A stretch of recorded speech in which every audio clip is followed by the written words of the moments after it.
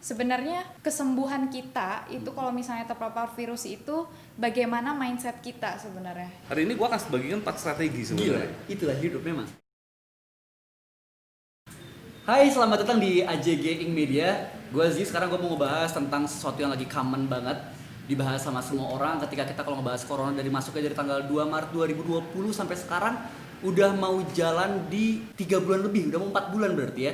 Dan sekarang pemerintah ngasih metode new normal untuk kita bisa hidup seperti biasa lagi dengan prosedur dan juga protokol kesehatan yang disesuaikan. Makanya sekarang Zi udah barengan sama 2 orang yang mungkin dia terdampak dan juga paham tentang pengaruh new normal ke kehidupan dari 2 yang diperhatikan sama pemerintah. Yang pertama untuk bagian ekonomi dan yang kedua untuk faktor kesehatan. Di sebelah kiri saya udah ada Dr. Nesa. Halo dok. Hai. Dan juga Bapak Anyo. Halo. Andri Yonatan. Beliau selaku praktisi bisnis, ya, manggilnya Bapak Toko aja nih. Atau Bebas. Sayang Asal lah ya. jangan panggil Mbak aja. Jadi kalau kita ngebahas tentang new normal itu katanya untuk mengembalikan kembali roda ekonomi di Indonesia. Karena di 3 bulan awal kita masuk ke fase PSBB itu banyak orang yang mulai kebingungan sama ekonominya gimana. Karena dibilang PSBB dilakukan untuk demi kesehatan, memutus penyebaran virus corona di Indonesia, tapi efek negatifnya ke ekonomi yang kurang stabil, justru muncul inflasi segala macam, katanya seperti itu. Dan dari awal Juni itu mulai dicanangkan untuk prosedur new normal, ya, yang berarti mau nggak mau kita harus menyelaraskan antara ekonomi dan juga kesehatan jalan beriringan, tapi dengan protokol yang baru, dengan metode yang baru. Betul. Nah, kalau misalnya dari Bener banget. dokter sendiri nih, ya, ketika PSBB kayaknya ini suatu titik terang gitu. PSBB bisa menyelesaikan masalah corona, ya kan? Yeah. Karena semuanya harus diam di rumah, physical distancing, work from home, study at home, stay Yeah. with me, gitu kan? Betul. Enggak ya? Salah satunya ya. Tapi akhirnya ya efeknya ke bisnis. Nah, sekarang gimana nih kalau new normal menurut mata dokter? New normal ya. Akankah ini masih bisa memutus penyebaran virus corona atau justru ini blunder? Oke. Sebenarnya kita kan harus paham dulu sih ya tentang new normal itu sebenarnya apa gitu. New normal itu sebenarnya kita mencoba dari era yang sebelumnya banyak panik tentang COVID ya, tentang takut tertular apa segala macam, akhirnya stay at home, harus work from home gitu ya. Nah, itu kita coba untuk mencoba normal tapi dengan ada batasan-batasannya. Ada protokol kesehatan yang harus kita jalankan ya. Nah, jadi ibarat kata gini lah, dari yang awalnya kita terpuruk, ketakutan ya kan. Nah, kita harus mencoba benar-benar keluar. Bukan berarti kita nggak waspada dengan COVID itu sendiri, tapi ini kita mencoba memperbaiki dari segi perekonomian ya. Betul. Bisnis di Indonesia, perekonomian di Indonesia itu, tapi tetap kita harus dengan waspada. Contohnya kan kalau misalnya new normal itu kan berarti kita mall udah mulai buka ya. Oke, tempat shopping udah mulai buka, pekerjaan perkantoran udah mulai normal, tapi dengan protokol, contohnya mungkin kalau misalnya di kantor itu kayak harus menerapkan lagi tentang keselamatan kerja lebih ketat lagi. Contohnya harus tetap pakai masker apa segala macam. Jadi kita bukan nggak takut lagi dengan COVID, tapi kita harus menghadapi COVID itu dengan kita lebih berwaspada. Jadi ini kita membiasakan diri untuk kita hidup lebih sehat dan lebih waspada lagi gitu aja. Nah, sebenarnya ini hal yang bagus sih, karena New normal ini buat kesehatan bagus. new normal kesehatan. Kalau dari segi kesehatan, asal kita bisa mengikuti protokol kesehatan dengan baik. Contohnya menjaga higienitas ya kan. Setiap sebelum pergi kita harus cuci tangan minimal pakai sabun ya, atau hand sanitizer. Terus udah gitu kita tetap pakai masker dan menjaga jarak 1 meter setiap misalnya 1 meter ya, oke. Ya, 1 meter ya. 1 meter. Gimana nih caranya nih? 1 meter itu minimal ya. 1 meter minimal. Minimal harus 1 meter. Berarti makin menjaga LDR jarak. dong ya kalau orang pacaran dong ya. Lebih LDR lagi ya. Lebih LDR lagi. Yang nggak LDR pun jadi LDR rasanya. Udah bawaannya kalau itu. Iya. Nah, itu jadi kita harus benar-benar ya, ini salah satu bentuk yang menurut saya sih bagus. Karena mau ada COVID atau nggak ada COVID pun, hal ini bisa mengajarkan kita meningkatkan kedisiplinan kita untuk tetap menjaga kesehatan gitu loh. Jadi kalau bisa sih kebiasaan-kebiasaan kita di new normal ini kayak menjaga kebersihan ya, pakai hand sanitizer, cuci tangan pakai sabun, terus kita aware dengan kesehatan dengan pakai masker gitu. Itu jangan pas lagi ada COVID aja gitu. Jadi kita udah punya kebiasaan baru gitu loh. Kalau misalnya dari sisi pebisnis nih, Bapak Anju. Jangan panggil Pak, Jangan aduh. panggil Pak. Iya. Masih muda ya. Masih 19. Kayaknya dari awal masuknya COVID di Indonesia di tanggal 2 Maret 2020 itu tuh wah goyang banget sih. Ngerasain paniknya karena saya juga punya usaha kecil dan harus tutup dulu di tengah pandemi. Terus muncul new normal, usaha udah mulai buka. Betul. Dengan protokol kesehatan yang baru. Itu kayaknya jadi titik balik untuk usaha bisa mulai beraktivitas lagi untuk memutar lagi roda perekonomian. Betul. Tapi new normal itu kan semuanya ada pembiasaan yang diperbaharui nih. Kita nggak bisa cipika-cipiki sama orang, atau kalau di bisnis kita nggak bisa meeting tatap mata langsung. Betul. Ya kan? Itu udah kerasa belum sih efek baliknya new normal untuk perputaran ekonomi di bisnis? Jadi gini Ji, kalau di bisnis sampai detik ini itu kita belum bisa balik normal 100% sebelum masa COVID-19 ya. Untuk semua aspek, maksudnya dari income, terus sistem kerja. Betul. Oke. Ya, karena dengan adanya COVID ini sebenarnya semua aspek itu kena, mulai yang dari bawah, tengah, bahkan sampai yang atas itu kena semua dalam bisnis. Ya kan? Semua yang bawah udah pasti akan terdampak kelihatan sekali gitu. Nah, kita kan back to awal-awal COVID, semua bisnis itu akhirnya mau nggak mau harus berhenti. Iya, bahkan bisnis besar pesawat juga ada yang bangkrut. Betul, semua harus berhenti. Nah, dengan kondisi sekarang saat ini kita sudah mulai new normal untuk memutar kembali yang namanya perekonomian supaya tidak akhirnya berantakan nih gitu. Nah, akhirnya dibuatlah new normal ini supaya ekonomi tetap berjalan. Nah, untuk menghadapi sebenarnya new normal saat ini itu pebisnis atau pengusaha itu harus punya strategi yang sangat luar biasa harusnya. Ya, jadi bukannya kita harus malah kita jadi sebagai pebisnis atau pengusaha kita malah jadi kendor, enggak. Tapi kita harus punya ide-ide kreatif yang membuat usaha kita itu bisa menjadi jalan kembali. Walaupun nantinya belum tentu 100%. Harus muter otak banget berarti. Betul. Ya. Tapi kan kalau gue lihat nih kok. Tentang bisnis itu yang berjalan sebelumnya kita udah mikir mateng nih kalau kita kerja 8 jam misalnya ya. Betul, bisnis berjalan selama 8 jam dengan jumlah karyawan segini, kita perlu menjual produk kita seperti ini, misalnya bisnisnya dalam bentuk produk, dalam bentuk penjualan. Terus atau misalnya dalam bidang jasa transportasi. Kita punya bis jumlahnya 50 orang, sekarang cuma bisa diisi 30 atau 50%. Betul, setengahnya. Itu bisa menghidupi kah akhirnya? Ya untuk sementara sih. Kalau daripada istilahnya pengusaha itu benar-benar berhenti tanpa berusaha untuk bisa dijalankan kembali, repot gitu. Tapi kita sebagai pengusaha dengan kondisi new normal ini kita harus gimana caranya kan dengan perbedaan kondisi saat ini sama sebelumnya, kita harus mempunyai income atau pendapatan yang sama dengan sebelumnya kan. Betul. Gitu. Yang sulit. Itu yang memang dibutuhkan kalau gua bilang sih kreativitas dari pengusaha ya gitu, mau terus berimprove gitu ya. Jadi gua pun sama punya bisnis beberapa kan gitu. Memang ada bisnis yang itu yang gua pernah alamin kemarin itu memang benar-benar drop sekali ya omset itu. Tapi ada bisnis gua yang dengan kondisi seperti ini bisa naik gitu. Nah, sebenarnya strategi untuk kita berbisnis untuk bisa bertahan di dunia new normal ini atau bahkan kita meningkat sebenarnya ada beberapa. Gua ada hari ini gua akan bagikan 4 strategi sebenarnya. Gila, itulah hidup memang. 4 strategi. Yang pertama itu Kaizen. Apa? Kaizen. Kaizen tuh apa? Atau bahasa kerennya itu improve your product. Gitu ya, continuous ya. Jadi gua ambil contoh gini.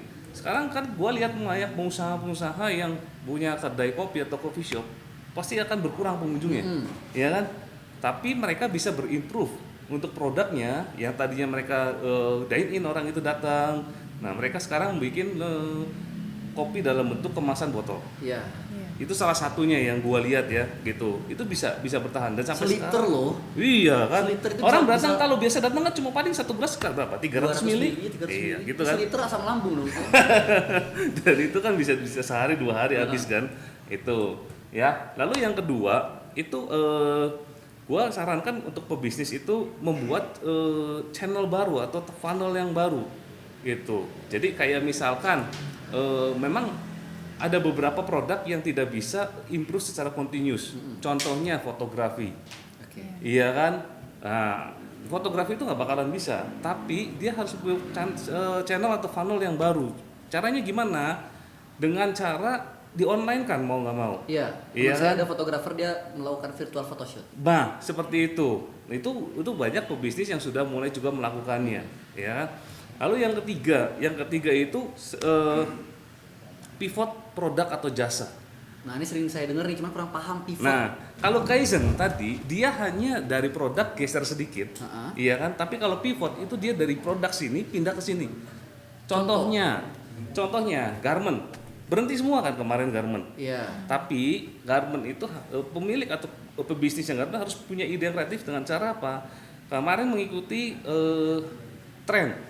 Orang butuh APD banyak. Bikin APD. Betul ya. gitu. Masker akhirnya mereka kan jadi banyak perusahaan-perusahaan garment yang saya lihat itu berpivot ke bisnis seperti itu. Oke. Mereka buat hazmat, mereka buat masker dalam bentuk kain, seperti itu. Nah, yang terakhir sebenarnya ini bisa dilakukan semua orang, pre-marketing bisnis. Caranya ini sangat berdampak buat yang bisnisnya misalkan tour and travel seperti itu ya. Tadi gini, sekarang tahu kan yang namanya SO search engine Google itu, ya kan? Itu ke search engine Google yang pertama nomor orang akan mencari suatu produk ataupun jasa dan lainnya akan memakai Google itu kan. Iya. Nah, buatlah brand perusahaan Anda itu bisa masuk di Google di Top of the halaman line-nya, pertama, ya. ya kan? Karena Google sekarang halaman pertama cuma ada 10 link kalau nggak salah. Oke. Ya kan? Nah, buatlah itu bisa menyentuh di halaman pertama. Ya kan? Nah, lalu Exposure-nya berarti dinaikin. betul, itu search engine yang pertama. Lalu kalau search engine kedua, kalau menurut siapa selain Google? Yahoo? Bukan. Mozilla Firefox. Bukan. Apa tuh? YouTube. YouTube. Oh, Oke. orang cari referensi produk itu dari YouTube dulu ya. Oke. Sekarang yang pertama Google, yang kedua YouTube. Mereka akan cari dari dua itu. Nah, buatlah perusahaan Anda itu bisa muncul di dua itu. Kasihan dong YouTuber lama ya, saingannya banyak. Zaman berubah sih. Namanya juga new normal ya kan. Iya, Iya. itu sih pas strategi yang bisa kita lakukan di kondisi saat new normal saat ini ya. Tidak menutup kemungkinan ke depannya kalau new normal ini kan kemungkinan bisa sampai akhir tahun atau bahkan bisa sampai tahun depan pasti akan ada progres dinamis. Benar. Terus Gitu. diperbaharui, disesuaikan sama kondisi Betul. current isunya gitu ya. Betul sih. Tapi Dok, kalau misalnya dari sisi kesehatan ini new normal itu kan gue pribadi kurang tahu nih, Ya. negara-negara lain itu juga menerapkan new normal atau enggak? Oke. Terutama negara-negara yang berdampak besar ya. Setauku kalau misalnya ada wabah atau pandemi seperti ini, memang kan ada langkah-langkahnya ya. Salah satunya ini kita udah memasuki era new normal, itu berarti suatu kemajuan di negara kita untuk menangani si pandemi ini gitu. Jadi dari yang lockdown mungkin ya kan, kita negara PSBB Indonesia nggak nyebutnya sampai ya. kita Kita nggak sampai sampai lockdown. lockdown ya, tapi negara-negara lain kan sampai Beberapa. lockdown ya. Nah itu akhirnya sampai ke new normal, itu suatu progres lah.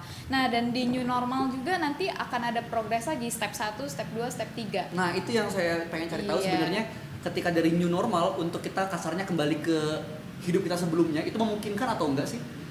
Memungkinkan, sangat memungkinkan dong. Terus setelah new normal itu kita bakal ketemu fase apa kalau dari sudut kacamata seorang dokter? Sebenarnya new normal itu kan kita melihat-lihat dari daerah-daerahnya, ada daerah hijau ya kan, sekarang ada daerah merah, hitam dan segala macam.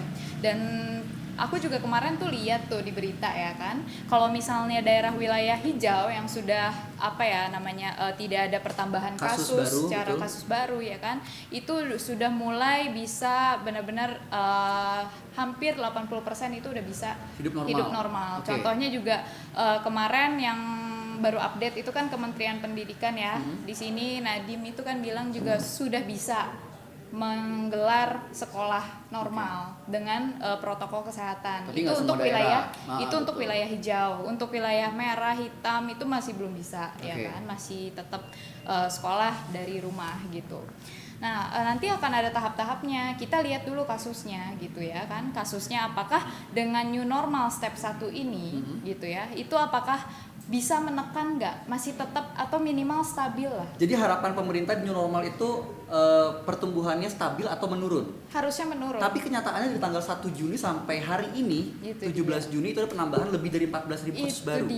itu dia sih sebenarnya. Makanya harapannya sih sebenarnya kalau dari kesehatan ya, dari kesehatan sebenarnya kita asalkan si new normal itu dilaksanakan secara disiplin dan betul-betul ya, tidak maksudnya ya, karena nggak akan ada yang bisa mantau kan, Yeah. kita new normal apakah betul-betul menjalankan protokol yang benar nggak gitu. Sampai sekarang aja masih bisa lihat kan, ada yang pakai motor mungkin hanya jarak karena jaraknya dekat ya kan, nggak pakai masker apa segala macam, mungkin itu masih ada ketidakdisiplinan dari warga Indonesia ini ya kalau di sini gitu. Mungkin salah satunya itu. Tapi kan akhirnya pengen ada penyelarasan nih dok, Ya. dari kesehatan, dari ekonomi, Iya. karena banyak juga orang Indonesia mungkin karena ekonomi per kapitanya masih di bawah rata-rata daripada negara lain, akhirnya orang lebih milih mati karena virus daripada mati karena kelaparan.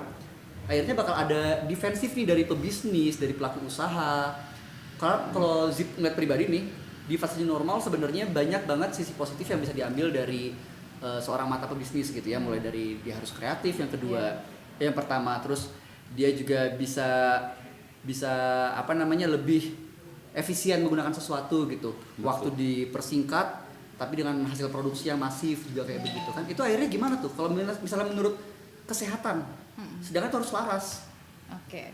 Kalau dari kesehatan sih sebenarnya mendukung ya apa yang tadi dari Kacamata Omanyo ya, pebisnis. dari kacamata pembisnis, bahwa ternyata memang dari masalah adanya COVID kemarin, pandemi kemarin, ternyata ada hikmahnya juga ya dengan Betul. meningkatkan kreativitas, walaupun tetap ada sisi yang negatifnya ya, jadinya mungkin penghasilannya juga jadi apa namanya, gunjang-ganjing ya, terus dari segi untuk marketing juga susah. Betul. Ya, sedangkan kita pasti gimana pun pembisnis kan lebih enak ngobrol langsung ya untuk dari segi marketing ya kalau lewat online.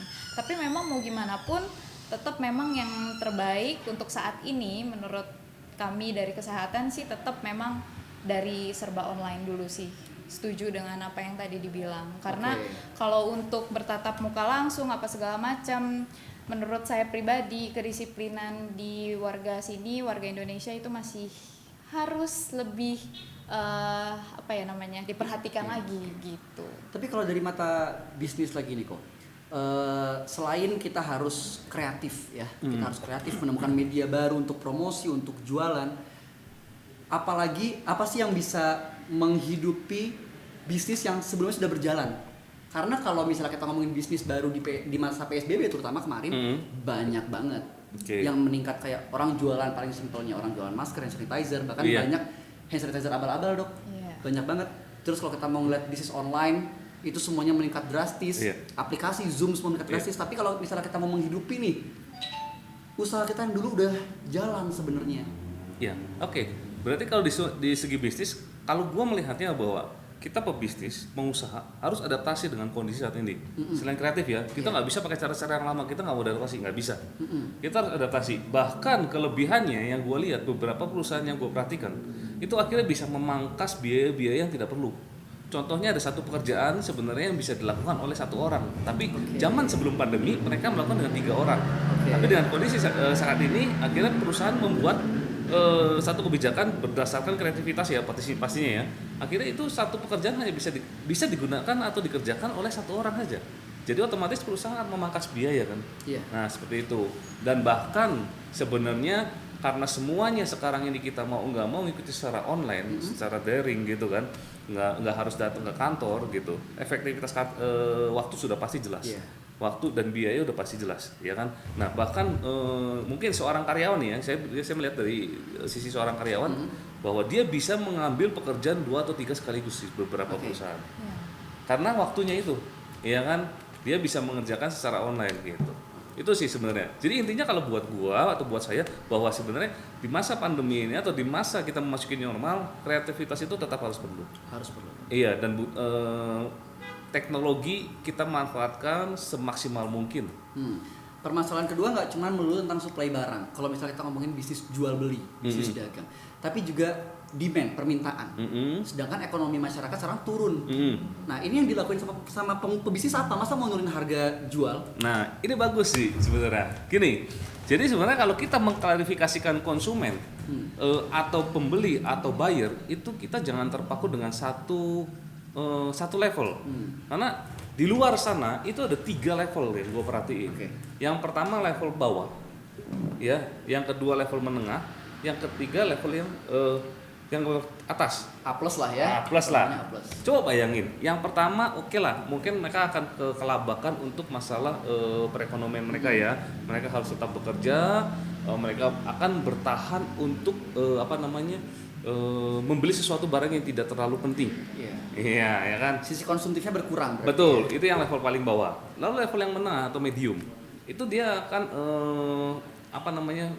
mereka masih bisa mendapatkan penghasilan dan mereka masih bisa belanja. Dan yang paling atas ini yang sangat luar biasa, mereka tidak terpengaruh dengan kondisi saat ini. Gitu sih. Saya ada teman, ya. Berlian itu kan barangnya mahal, tapi dengan kondisi saat ini dia mau beli mah beli aja, gitu, nggak ada masalah. Tapi nggak bisa dipamerin dong. Iya, tenang, ada medsos sekarang. jadi kita sebagai pebisnis jangan hanya melihat ke bawah, tapi kita bisa melihat ke tengah, medium atau ke atas, karena pangsa pasar kita itu luas sekali sebenarnya. Ya kan, tergantung kitanya mau kemana, gitu. Itu yang kalau gue bisa share. Kalau untuk supply dan juga demand gitu ya. Kalau misalnya untuk usaha yang mengandalkan impor.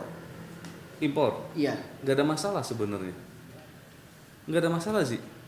Sekarang kan perusahaan yang mengimpor pun sebenarnya sudah bisa jalan. Nggak ada masalah. Yang penting mereka melakukan yang namanya protokol kesehatan yang sudah dicanangkan dari pemerintah atau negara masing-masing. Ya kan? Mungkin yang dimaksud banyak sekali sekarang dulu itu barang impor dari China kan, dengan kondisi China menurut berita asal mulanya dari sana, iya kan gitu. Tapi selama semuanya melakukan protokol kesehatan dari negara masing-masing gak ada masalah gitu. Nah kembali lagi ke gue mundur sedikit baik ke yang yang strategi tadi. Nah ini berhubungan juga sebenarnya untuk yang plan passenger, pesawat penumpang itu kan semua berhenti kemarin. 2 bulan atau berapa ya kurang lebihnya. Ya. Nah, inilah pengusaha pesawat ini transportasi harusnya mereka berimprovisasi ke kargo. Karena kan permintaan demand itu pasti akan banyak. Gitu, ya kan? E-commerce sekarang booming sekali loh. Booming banget. Jangan orang lain, istri saya hampir setiap hari ada barang masuk, saya bingung. Duit yang keluar terus. Iya. Kan gitu. Jadi permintaan tetap ada pasti. Gitu. Kita itu kalau misalnya dilihat dari segi kesehatan penyebaran ya berarti penyebaran dari si virus itu kan memang dari aerogen ya, dari Erogen itu apa tuh? Erogen itu pokoknya penularannya itu lewat udara dan lewat kontak-kontak langsung tapi secara udara ya. Nah itu.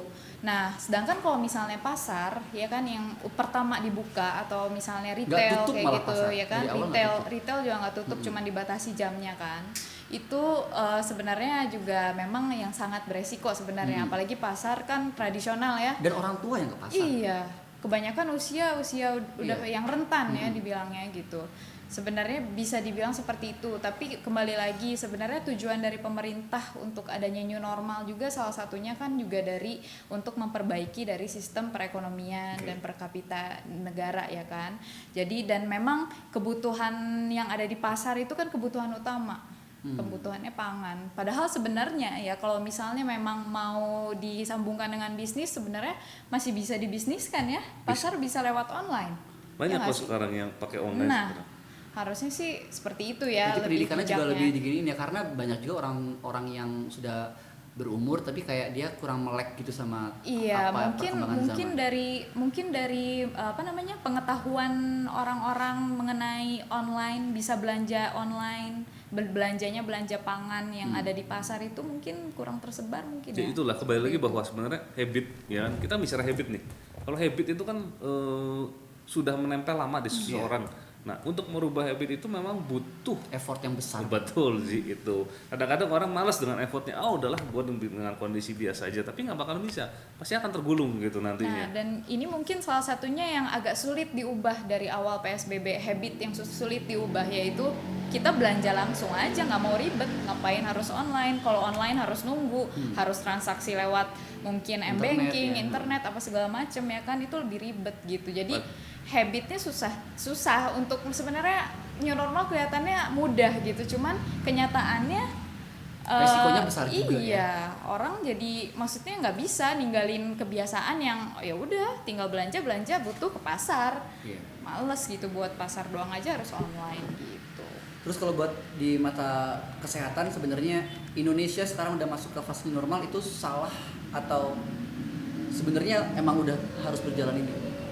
Kalau dari medis dan saya pribadi ya, itu sebenarnya bagus sudah mulai new normal, tapi dengan protokol yang harus ketat ya, dan disiplinnya itu harus tetap dipantau. Ya. Akhirnya mau nggak mau kita kayak kasarnya Ah, ini kita akhirnya herd immunity sendiri, iya. Otomatis. otomatis ya. Otomatis, Yang iya. kuat bertahan, yang lemah Karena gini, untuk sebenarnya kalau untuk untuk virus ya, virus dibandingkan dengan bakteri, jamur, itu virus itu sebenarnya self limited disease. Iya. Artinya bisa sembuh dengan sendiri. sendirinya. Oh. Dan ada efek placebo, yang disebut placebo itu di mana sebenarnya kesembuhan kita itu kalau misalnya terpapar virus itu bagaimana mindset kita sebenarnya. Itu efek Berarti placebo. mood Jadi itu sebenarnya berpengaruh besar dari ya? diri sendiri, imunitas itu sebenarnya tumbuh dari sebenarnya bagaimana mindset kita tentang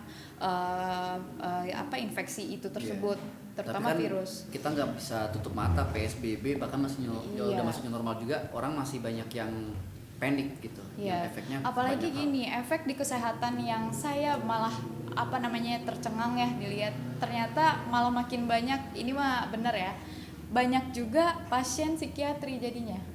Mentalnya justru yang kena ya. Mentalnya ya, psikiatri itu kan nggak semua, nggak melulu masalah Gila. orang gila. Betul. Tidak, itu masalahnya bisa global anxiety disorder ya kan, bisa gangguan depresi ya kan. Nah, kebanyakan 2 pasien ini yang nambah. Nah, untuk mengurangi itu gimana nih? Nah, ini salah satu new normal itu salah satu sebenarnya kan untuk mengurangi kecemasan orang. Jadi seolah-olah bahwa ini udah mulai berjalan ke arah normal, tapi dengan syarat, yaitu protokol kesehatan yang ketat ya. Soalnya kebanyakan nggak sedikit ya yang datang ke klinik itu misalnya mengeluh tentang sakit kepala, jantung berdebar, misalnya mual, muntah. Sebenarnya nggak kenapa-napa, cuma Sebenarnya nggak mentalnya aja kenapa-napa, berarti. cuman ketika digali lagi, kenapa ibu ada pikiran apa segala macam, yang mereka khawatirkan adalah, iya saya sebenarnya khawatir, saya lihat setiap hari berita itu kok nambah terus, saya takut anak saya kena. Semuanya kita coba ditelaah kembali, kita pikirkan kembali langkah-langkah apa selanjutnya yang bisa menyesuaikan usaha kita dengan kondisi new normal. Oke. Seperti itu. Karena kan kembali lagi ya, bahwa yang namanya COVID-19 ini bukan cuma kesehatan aja yang terdampak, ekonomi kita juga terdampak, ya kan? Pengusaha udah pasti terdampak, gitu ya kan? Nah, intinya kalau dari gua sih sebenarnya yang pertama harus lakukan yang namanya protokol kesehatan, udah pasti harus dilakukan, gitu. Itu udah pasti harus dilakukan. Sebenarnya itu membuat habit kita menjadi habit yang baru, dan itu habit yang bagus sebenarnya menurut gua, gitu ya. Nah, itu harus dilakukan. Yang kedua, bagaimana cara kita bisa mempertahankan bisnis kita, yaitu tadi yang pasar strategi yang sudah gua sempat sampaikan tadi di awal. Itulah, lakukan coba dari 4 itu, gua yakin salah satunya pasti bisa dilakukan. Kita merubah sudut pandang, benar-benar dirubah berarti. Betul, seperti itu. Jadi jangan kita pasrah dengan keadaan gitu ya, tapi kita harus melakukan ambil tindakan yang untuk menyelamatkan bisnis kita tentunya, gitu. Oke, terima kasih loh ini buat Om Anyo, buat Sama-sama, Zi. strategi bisnis barunya. Semoga bisa Sip. terapin juga buat dokter Nesya. Semoga nggak ada lagi orang yang stres karena COVID, terutama juga penambahannya juga harus berkurang banget di Indonesia. Iya, Sampai berhenti. Tetap sih, sekalipun kita sekarang udah masuk ke fase normal, kalau buat Z mending kamu di rumah aja, kita video call lagi. Dadah.